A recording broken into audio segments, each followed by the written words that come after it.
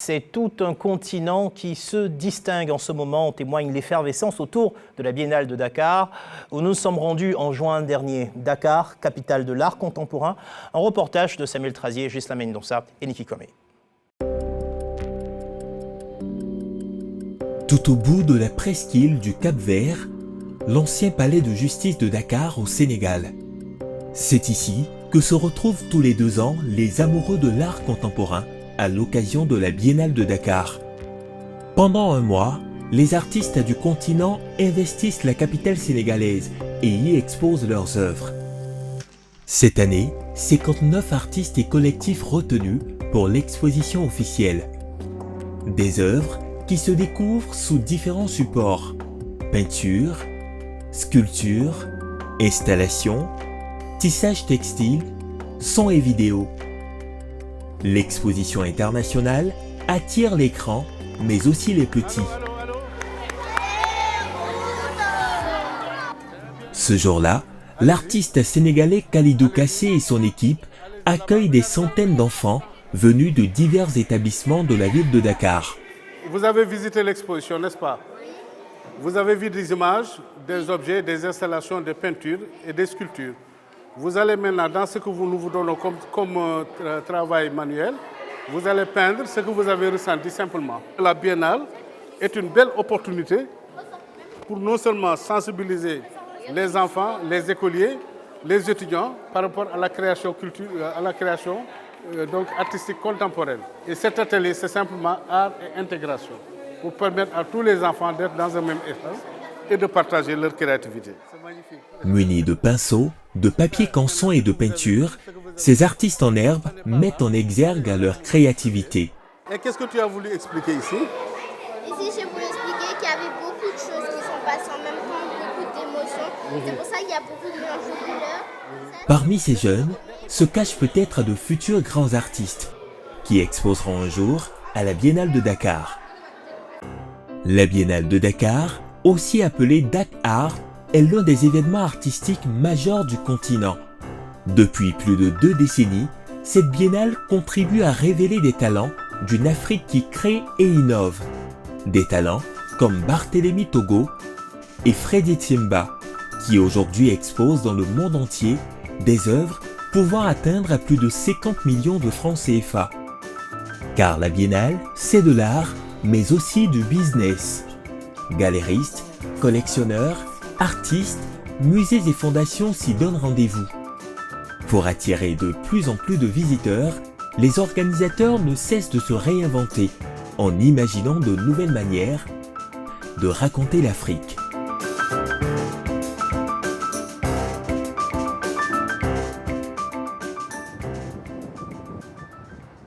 Sur la corniche ouest de Dakar, l'innovation majeure de cette biennale, le projet Dorantou, qui signifie promenade en wolof.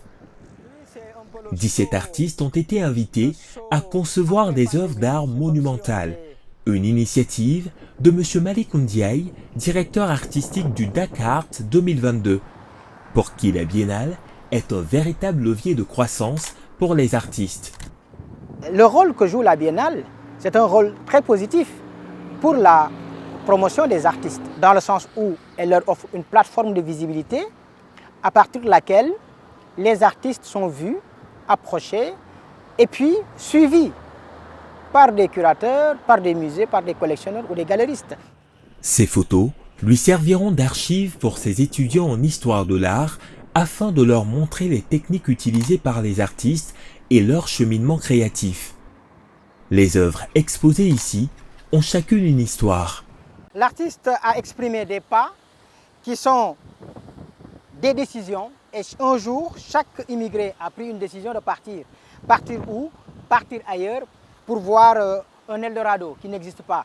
Et donc, d'où cette idée de ces chaussures-là qui sont des pas qui marchent et qui vont sombrer lentement dans l'océan.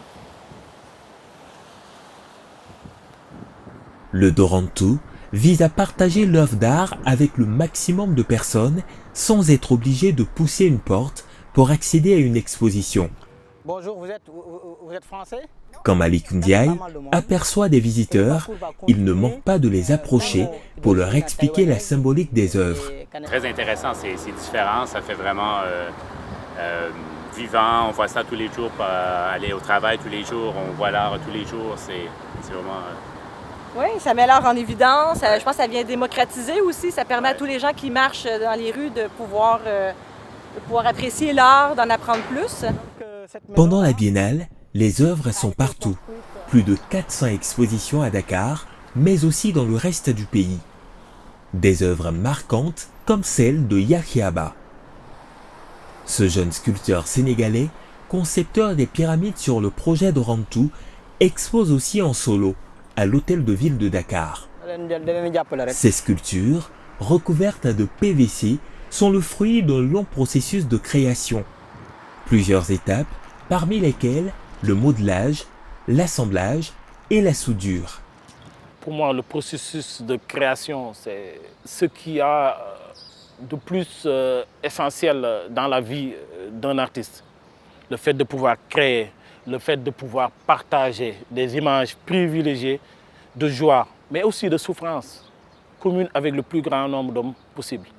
Yahiaba a vu sa cote monter au fil des années, depuis sa première participation à la Biennale de 2016. Aujourd'hui, il expose à travers le monde et ses œuvres ont pris de la valeur. Voilà, parfait. Merci beaucoup, M. Diop. On garde le contact, continue à se suivre sur Instagram. Voilà.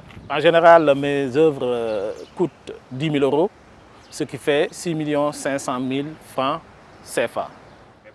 Une œuvre, comme ce crocodile, est achetée la plupart du temps par des particuliers, tandis que les installations sont achetées en grande majorité par des musées et des fondations.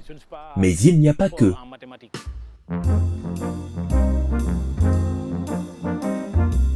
En plein cœur de Dakar, il n'est pas rare de croiser Sylvain Sankhalé, l'un des plus grands collectionneurs du pays.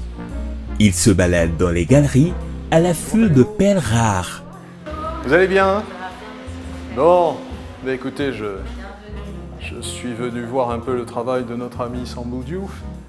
J'ai pu apprécier en passant devant la galerie, mais enfin bon, c'est autre chose de prendre le temps de les regarder. Il y a des choses très fortes et magnifiques comme d'habitude. Le plus important à ses yeux, choisir une œuvre qui puisse l'éblouir au quotidien. Alors, il prend son temps pour admirer, avant de se décider. Vous avez ce qu'on peut envisager comme étant les bras du personnage qui coupe la toile, et vous avez quatre masses de couleurs qui se répondent et qui s'équilibrent, et qui sont extrêmement intéressantes. Une fois son choix effectué, Sylvain note la référence, puis vérifie le prix sur la liste indicative des œuvres présentes en galerie. Et cette œuvre-là coûte 1 600 000 francs CFA, soit 2 500 €. En tout cas, dans le budget que je me fixe régulièrement pour pouvoir faire des choix d'œuvres, je peux encore jouer à ça. La galeriste pose alors un sticker rouge qui fait office de réservation formelle. Je suis vraiment très heureuse, surtout pour l'artiste, et je suis très contente qu'elle parte dans la collection de Sylvain Sankhalé. C'est une sorte de promotion pour l'artiste. Belle coïncidence, l'artiste appelle au même moment. Coucou Sambou, ça va? Oui, tu devineras pas avec qui je suis dans la galerie. Alors c'est Sylvain qui est là et il vient de prendre une de tes toiles. Ah oui, laquelle? Pensif. Ah, super. Tu rentres dans une très belle collection Sambou. Je suis trop contente pour toi.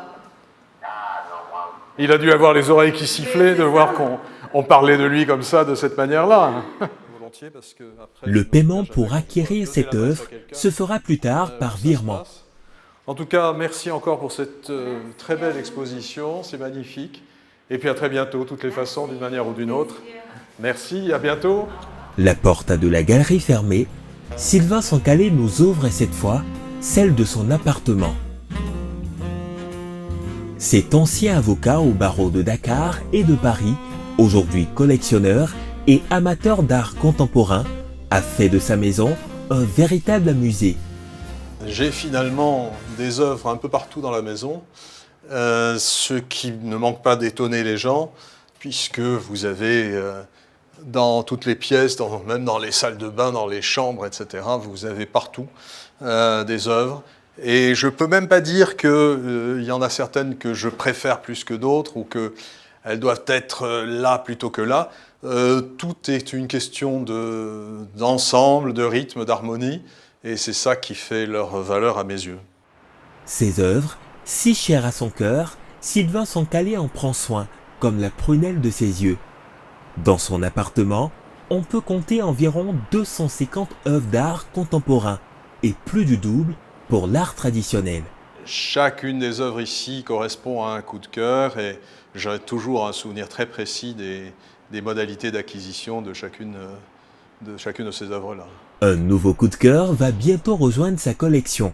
Sylvain Sancalé envisage déjà l'endroit où il va poser cette œuvre. J'imagine de la mettre là, à la place de celle-ci, parce que celle-ci est plus facile à déplacer. Elle n'est pas très grande, elle peut occuper un autre espace. Et donc, a priori, ce serait là que je pourrais la mettre, comme ça elle aurait son pan de mur pour elle toute seule. Depuis plus de 50 ans, cet amoureux du bel objet a dépensé d'importantes sommes d'argent pour acquérir toutes ces œuvres. Des œuvres dont le prix ne cesse d'augmenter.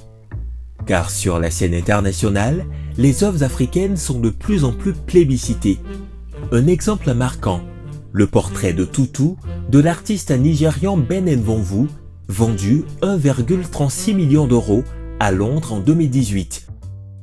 L'art africain contemporain se développe,